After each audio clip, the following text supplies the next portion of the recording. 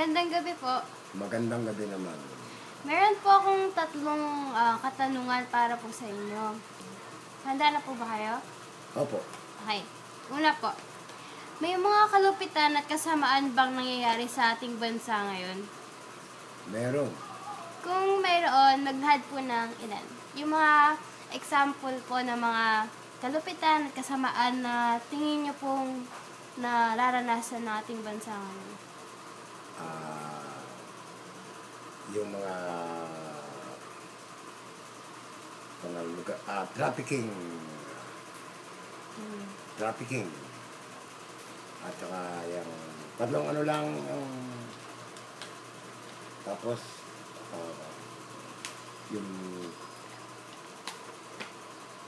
ano pa yung isa, tatlong bagay lang yung Kung kahit ilan po yung gusto niyo pong ibahagi na tingin niyo po na talagang nakikita natin sa bansa ngayon na mga problema, ganun po. Una po, sabi niyo po, trafficking. Trafficking. Opo. Ano pa po sa tingin niyo po? yung mga trafficking, yung mga halimbawa yung mga babae, yung mga nagiging inaano ng mga ano ba tawag dito? May tawag kasi dito eh. Drug trafficking, drug trafficking. Opo, sa drugs po, ang dami na po. Sa drugs, marami. Opo. Tapos, mga ano ba tawag dito sa mga babae, tinatawag ng mga ano, drug, trafficking, ano eh. Yung mga pinipilit po nila yung mga kababaihan Yeah. na magtrabaho. Yes, yung mga maging malaswa yung ginagawa nila sa mga kababaihan. Opo. Binibenta nila. Ayan. Dito sa atin marami. Ano pa po? At saka yung mga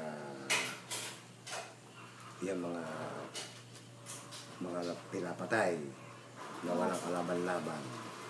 Ayan. So, tatlo na yun. Opo. Meron pa po ba kayong gusto sabihin? Meron pa. Meron pa. At saka yung mga, halimbawa, mga menor de edad na tinatawag na 12 anyos nagiging ano ba ito, bubuntis.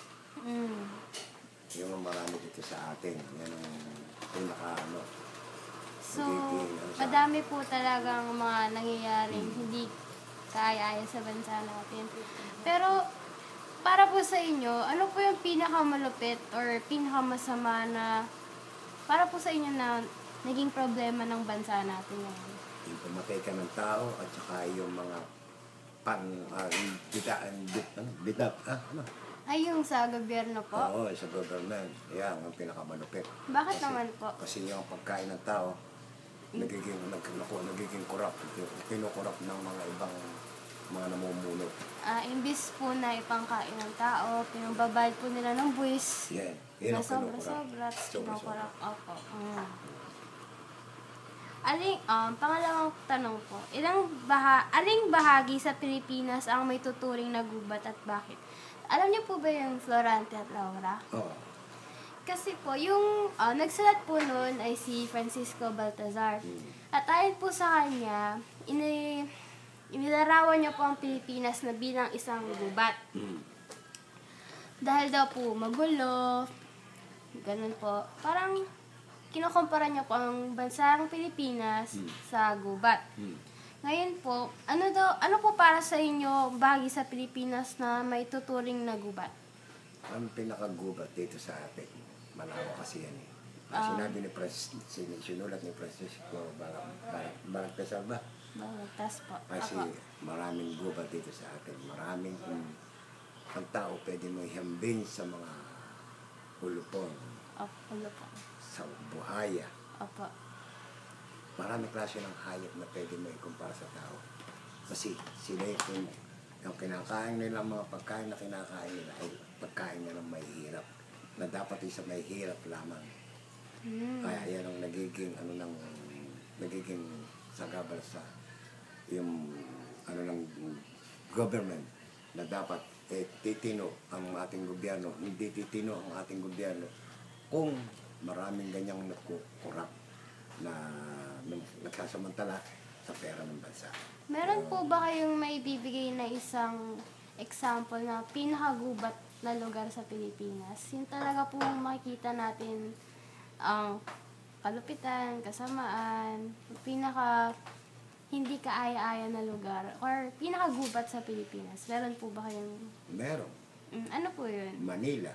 Manila. Ba't Depressed. naman po Manila? Nandiyan lahat ang klase ng tao eh. Opo. Tulad Depressed area. Nandiyan din lahat ang klase ng tao. Yung Opo. mga wanted, yung mga tumataka, yung mga nagtatago mga kriminal. Yan ang isang pinaka-gubat na tinatawag diyan. Ilan? Dalawa lang yan. Sige po. Sino ang maaaring tinutukoy ng mga hayop na sakdal ng bangis? Ipaliwanag ang iyong sagot. So, sabi nga po ni Francisco, ang Pilipinas daw po ay parang gubat. Sabi niyo po, ang Manila po parang gubat. Sino naman po daw ang mga mababangis na hayop na nasa gubat na yun? Yung mga nasa government. Mga government officials po? Official. Nagbibigay po ba kayong pangalan o Hindi hindi ako na po? bibigay. Sige po. Mga national. Basta pag sinabing national, pangkalahatan yan. Opo. May Mga lugar din nakuha ng po. hindi national, yung mga probinsya. Opo. Yan, Barangay. dalawang klase lang naman yun. Apo. National at saka province. Bakit naman po yung mga government officials na nasabi niyo mga babangis na hayop sa gubat ng Pilipinas? O, hindi ba yung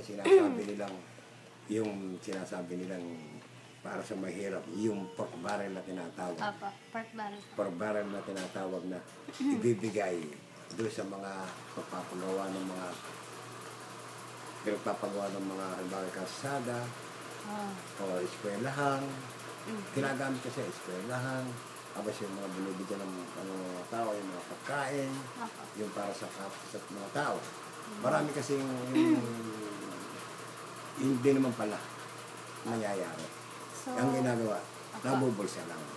Imbis po na ipang tulong sa bayan, binubulsa na lang po ng mga government officials yung pera ng bayan. Yes, pwede nangyayari yun. Nangyayari. Yan, aminin at hindi, alam nila yan. Kung ano yung ginagawa nilang mali Opo. at saka tama, alam nila yan. Kasi pag ang tao, sabi nga, sa kaprasong katungkulan, isang tao nagagahaman. Ano pagdating sa mga kapangyarihan at saka sa pera. Di ba? Yan Opo. ang yan. Opo. Yan ang bagay na nagiging sakit ng tao. Opo. Kapangyarihan. Opo. Pera. Kaya sila nagkaka-interest. Bakit maraming tumatakbo sa government ng ganyang may congressman, may senador. Ano ang kapalit? Pera. Pera. Pangunahin ang pera. Katungkulan. Opo. Sila yung bossing. Pero sila yung lumulustay. Yun lang. Thank you po. Maganda.